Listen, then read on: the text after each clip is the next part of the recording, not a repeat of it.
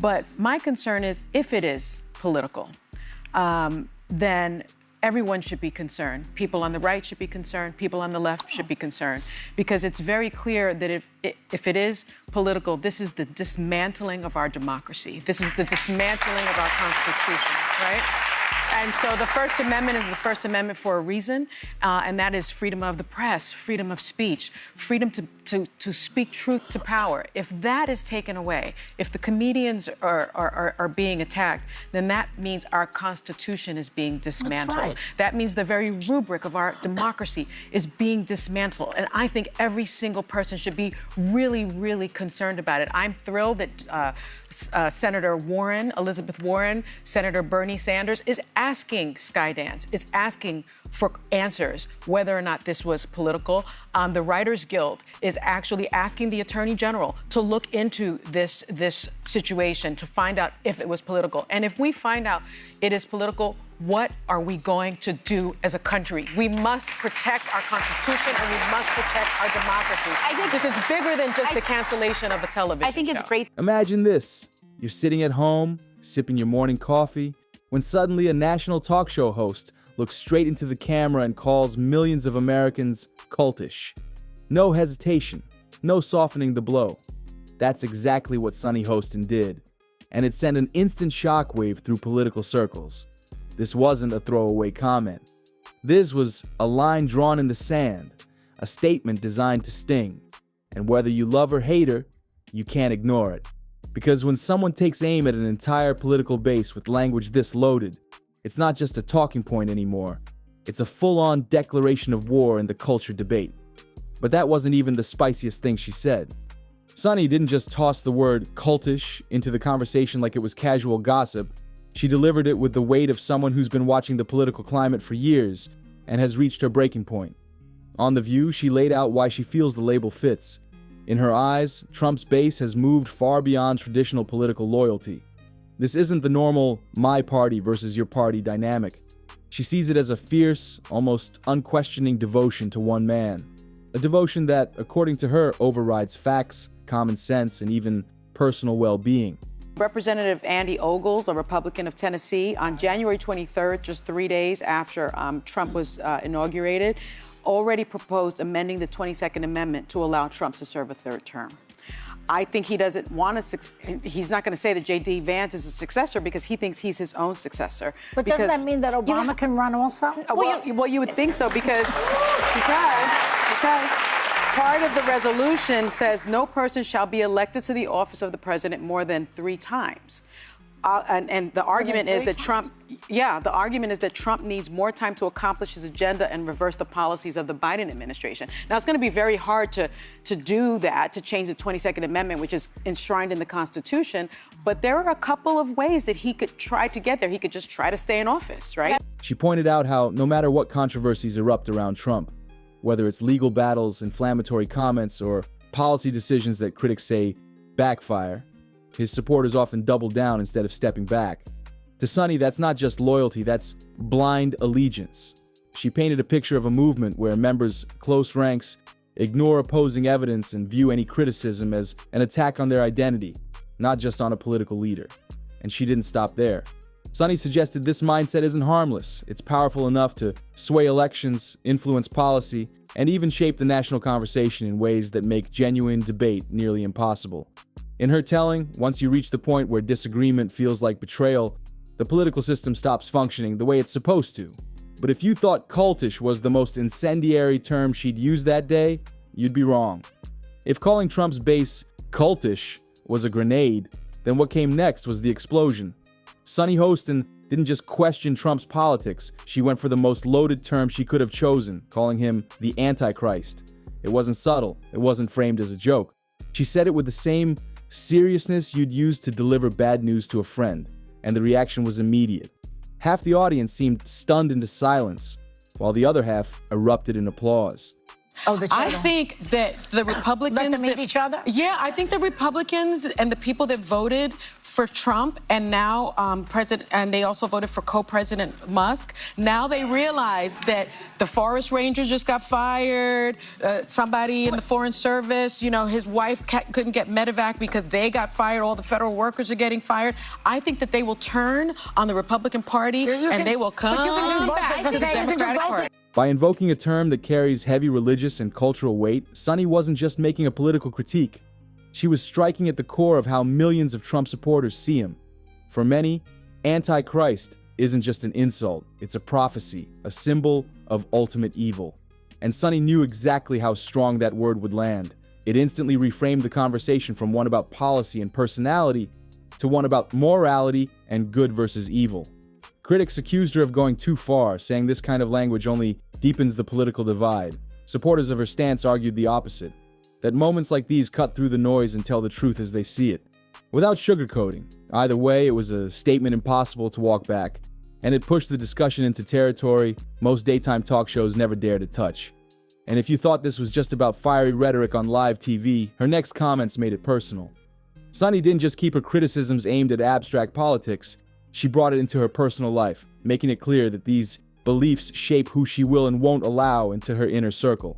She admitted openly that she would have a hard time being friends with Trump supporters, not because of small disagreements on taxes or policy, but because she sees their support as an endorsement of values and actions she considers deeply harmful.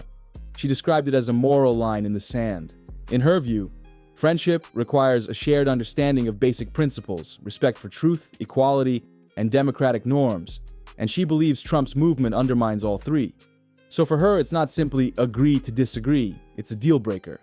Sunny even said she wouldn't feel comfortable relying on a Trump supporter in a moment of need, implying that political alignment now plays a role in trust and loyalty in her relationships. Sunny Hostin today with the following query. What we did not have is white women who voted about 52%, right, for Donald Trump. Uneducated white women, is my understanding.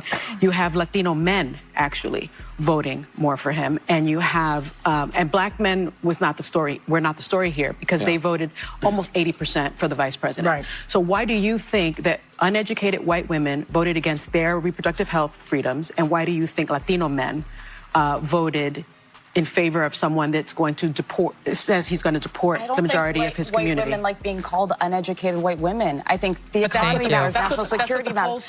But when you put people in these boxes, I think that's a takeaway from this, right? By that, she means non-college educated women, which in her world means you're uneducated. You're a dumbass. I mean, I'm thinking of Charlie Kirk.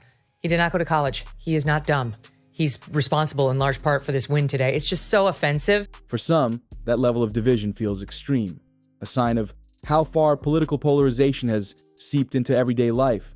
But for Sunny, it's about self-protection, drawing boundaries against what she sees as toxic ideology. And just when it seemed her stance couldn't get more pointed, she took the conversation from friendships and trust all the way into the legal system. Sunny's criticism didn't stop at personal relationships. She took it straight into the courtroom. On The View, she warned about a scenario that, in her words, would be a legal nerd Super Bowl. Her concern?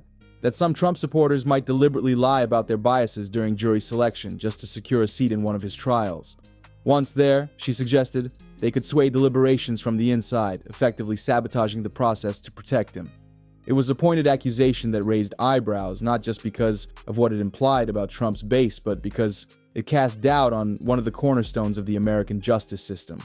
The idea that jurors can be fair and impartial. Sunny argued that in such a politically charged climate, personal allegiance might outweigh an oath to the truth. To her, this wasn't paranoia. It was a realistic risk, especially given how high the stakes are in Trump's legal battles. Critics claimed she was unfairly painting millions of people with a broad brush, implying corruption without proof. But her supporters countered that jury tampering doesn't have to be organized to be dangerous. One strategically placed loyalist could change the outcome of an entire case. And with that, Sunny's comments shifted the conversation from TV punditry to a sobering warning about whether the justice system can hold up under the weight of America's political divide. These are hitting everyday Americans. Most families are going to lose between $4,000 and $8,000 in their homes. Some people will become unhoused. Some people will not be able to feed their children. Some people will not be able to educate their children. And people are going to die. Yeah. And Let's not get away from that. But I would say one last thing. We need to name what this is, because we had someone saying, you know, this is Trump's economy. This is Trump's economy. We should call this the Trump slump. This is the Trump slump. This is his deal.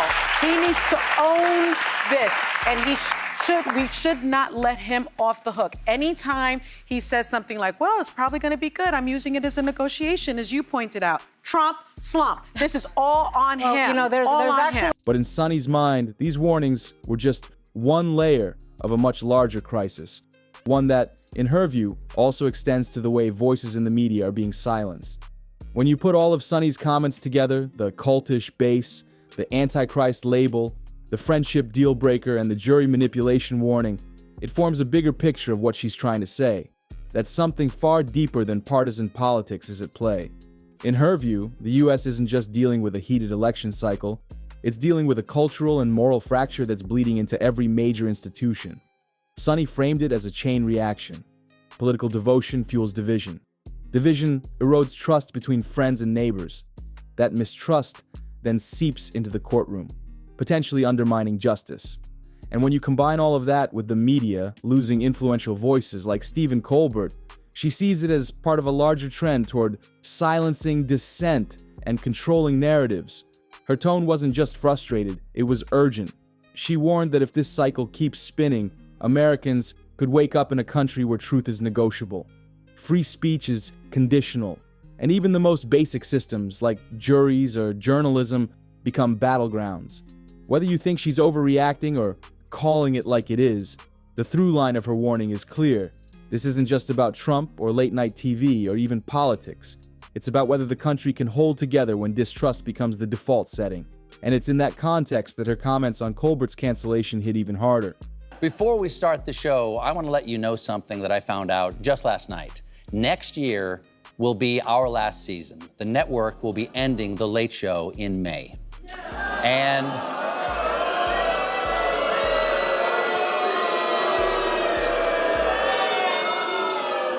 yeah, I share your feelings. It's not just the end of our show, but it's the end of The Late Show on CBS. I'm not being replaced. This is all just going away. When Sunny shifted to Stephen Colbert's sudden cancellation, it wasn't just a side note. It was the exclamation point to her entire argument. She framed it as more than a TV programming change. To her, it was another warning sign that powerful voices, especially those willing to satirize political leaders, can be silenced under the guise of business decisions. She pointed out that Colbert wasn't some struggling host. He was a late-night heavyweight whose ratings spiked after news of the cancellation broke. To Sunny, the official explanation from CBS that late-night ad revenue is down wasn't enough to silence suspicion. The timing, coming so soon after a massive $16 million Trump Paramount settlement, and with the 2024 election still echoing through the culture, raised too many questions. She connected it to a pattern she sees everywhere: powerful institutions making moves that, intentionally or not, remove dissenting or critical voices from the public stage. The political backlash has only fueled this narrative. Senators Elizabeth Warren and Bernie Sanders have called for transparency. The Writers Guild is demanding an investigation, and even Colbert's critics admit the optics are terrible. Sunny framed all of it as part of the same problem. Whether it's politics, the courts, or the media, the people who challenge the wrong leaders seem to be the first ones shown the door. And with that, her message came full circle, painting a picture of a country where political extremism, corporate decisions, and public trust are all colliding in a way that could reshape the boundaries of free speech. By the time Sunny Hostin finished, she had connected a string of events and comments into one big, unsettling picture. In her view, Trump's cultish base isn't just a political force. It's a movement reshaping personal relationships, threatening the integrity of the justice system, and creating an environment where influential voices like Stephen Colbert can be taken off the air under suspicious circumstances. Whether you agree with her or think she's exaggerating, the through line is clear. She believes America is in a moment where free speech, trust, and truth itself are up for grabs. Her warnings carry a dramatic flair. Words like Antichrist and dismantling the Constitution aren't chosen lightly, but they're also calculated to spark a reaction. She's forcing her audience to pick a side, either see these events as isolated, unrelated stories, or connect them as part of a broader cultural shift that could change the country's identity. And that's where the tension sits. Is this the natural chaos of politics in a polarized age, or the beginning of something much more dangerous? Sunny's leaving that question hanging in the air, but one thing's certain: she's not backing down and she's not softening her words for anyone. If you guys liked today's video, make sure you like and subscribe to the channel, and I'll see you guys in the next one. Peace.